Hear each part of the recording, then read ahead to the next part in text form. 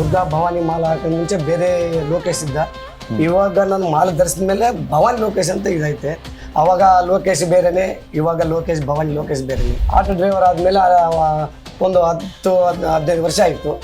ಇವಾಗ ಗೃಹರಕ್ಷಕ ದಳದಲ್ಲಿ ಸೇರಿದ್ದೀನಿ. ತಾಯಿ ನನ್ನ ಕೋಪನ ಇದುಗಳೆಲ್ಲ ತಣ್ಣಗೆ ಮಾಡ್ಬಿಡ್ತೀನಿ ನಾನು.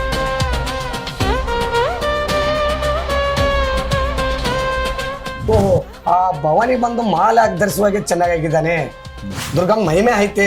ದುರ್ಗಮ್ಮ ಮಹಿಮೆಯಿಂದ ಸ್ವಾಮಿ ಉಳಿದಾನ, ಇಲ್ಲದ್ರ ಸ್ವಾಮಿ ಈ ಕತೆ ಇರ್ತಿದ್ದಿಲ್ಲ, ಭೂಮಿಯಲ್ಲಿರ ಅರ್ಹತೆ ಇಲ್ಲ ಅಂತೇಳಿ ಭಾರಿ ಜನಕ್ಕೆ ಗೊತ್ತಲ್ಲ. ಇಲ್ಲ ಸ್ವಾಮಿ, ನಾವು ವಿಜಯವಾಡ ದುರ್ಗಮ್ಮ ಒಂದು ಮಾಲೆ ಅಮ್ಮನ ದೀಕ್ಷೆ ಮಾಡಿದ್ವಿ ಅಂತ ಅನ್ಬೋದು. ಮೂಲ ಕಾರಣ ಅಂತಂದ್ರೆ ಅಮ್ಮನ ದೀಕ್ಷೆ ಮಾಡಿದ್ರೆ ನನ್ಗೆ ಚಲೋ ಅನಿಸ್ತು. ನಮ್ಮ ಗುರುಗಳು ನಮ್ಗೆ ತೋರಿಸಿದ್ದಾರೆ ತಾಯಿನ ದೀಕ್ಷಾ ಮಾಲ್ಯಕ್ಕೆ. ಸ್ವಲ್ಪ ಜನಗೆ ಮಕ್ಕಳಾಗಿಲ್ಲ, ಮಕ್ಕಳಾದ್ರೆ ಮಕ್ಕಳಾಗ್ಬಿಟ್ಟಿದೆ. ಈ ಆಯಮ್ಮ ಮಹಿಮೆ ಭಾರಿ ಐತೆ ಸ್ವಲ್ಪ. ದುರ್ಗಮ್ಮ ದೇವಿ ಮಹಿಮೆ ಅಂದ್ರೆ ಭಾರಿ ಪವಾಡ ಆಯಮ್ಮದು.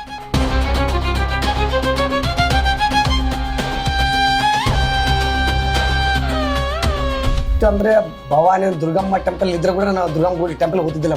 ಅಂದ್ರೆ ಹೆಣ್ಣು ಮಕ್ಕಳ ತರ ಅಲಂಕಾರ ನೀನು ಮೆರವಣಿಗೆ ಮಾಡ್ತೀಯಲ್ಲ, ನೀನು ಆ ಟೈಮ್ದಲ್ಲಿ ನನ್ನ ರೂಪ ನಿನಗೆ ಕೊಡ್ತೀನೋ, ನೀನು ಧರಿಸಲೇಬೇಕು. ನಾನು ಹೆಣ್ಣು ಮಕ್ಕಳ ರೂಪ ನಿನಗೆ ಮಾಡ್ತಾರೆ, ಮೇಲಿಂದ ಬರ್ತಾರೆ ನೋಡ್ರಿ ಅಂತ ನನಗೆ ಆ ಭವಾನಿ ಕರ್ಸಲ್ ಬಂದು ಹೇಳಿ.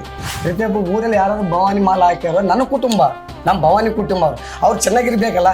ಇವಾಗ ನನ್ನ ಮಕ್ಳು ಚೆನ್ನಬೇಕಂದ್ರೆ ನನ್ನ ಭವಾನಿ ಮಾಲ ಹಾಕಂದ್ರೆ ನನ್ನ ಕುಟುಂಬ, ನನ್ನ ಮಕ್ಕಳು ಅವರು. ಅಲ್ಲಿ ನಾವು ಹಾಡಾಡುವಾಗ ಎಮ್ಮೆ ಜ್ಞಾನ ಮಾಡ್ತೀವಲ್ಲ, ಜೈ ದುರ್ಗಾ ಜೈ ದುರ್ಗ ಅಂದಮೇಲೆ ಒಳಗಿದ್ದ ಸಂತೋಷ ಹೆಂಗೆ ಬರ್ತದೆ ಅಂದರೆ ಗೊತ್ತಾಗಿಲ್ಲ. ನಂಗೆ ಅಷ್ಟು ಸಂತೋಷ ಆಗ್ತೈತೆ ನನಗೆ. ಎಲ್ಲಿ ಇದತ್ತಂದ್ರೆ ನನಗೆ ತೆಗೆದುವಾಗ ಎಲ್ಲರೂ ನಾನು ನೋಡಿ ಆಚಾರ ಆದರು. ಓ, ಅಮ್ಮ ರೂಪ ಧರಿಸ್ಬಿಟ್ರೆ ನನ್ನ ತಾಯಿಗೆ ಆ ಪವಾಡ ಜರುಗಿದ್ದು ನನಗೆ ಗೊತ್ತು, ಮೇಲೆ ಇದ್ದ ನನ್ನ ತಾಯಿ ಗೊತ್ತು. ನನಗೆ ಕನಸು ಬಂದಿದ್ದು ನಿಜ, ಆ ತಾಯಿ ಅಲಂಕಾರ ಮಾಡಿದ್ದು ನಿಜ, ಆ ತಾಯಿ ನನ್ನ ಹತ್ರ ಇದ್ದಾಳೆ ಅಂತ ಭಾರಿ ನಿಜ. ಜೈ ಭವಾನಿ.